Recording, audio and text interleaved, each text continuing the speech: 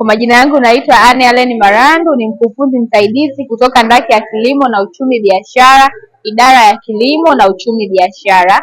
Tuko hapa Nane Nane banda la SUA.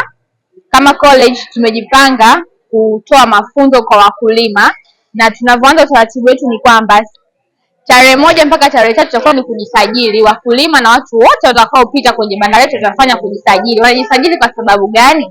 Wanajisajili ili kuweza kupata mafunzo. Mafunzo yetu tumeyapanga kuanzia tarehe 4 mpaka tarehe 7, ambapo kila siku inakuwa na mafunzo yake special.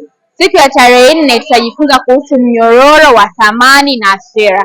Kama mkulima au mtu yoyote anayejihusisha kwenye kilimo, aidha upande wa kutengeneza shambani au wa kuuza, anatakiwa aelewe mnyororo wa thamani ili aweze kujua anajiongeza vipi kwenye kufanya biashara yake ya kilimo.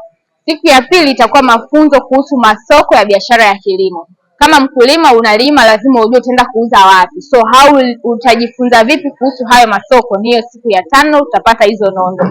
Siku ya 6 kutakuwa na uhasibu na fedha katika biashara ya kilimo. Mambo yote, mkulima unapataje mkopo, unanufaikaje na microfinance zote zinazohusika kuwa finance wakulima.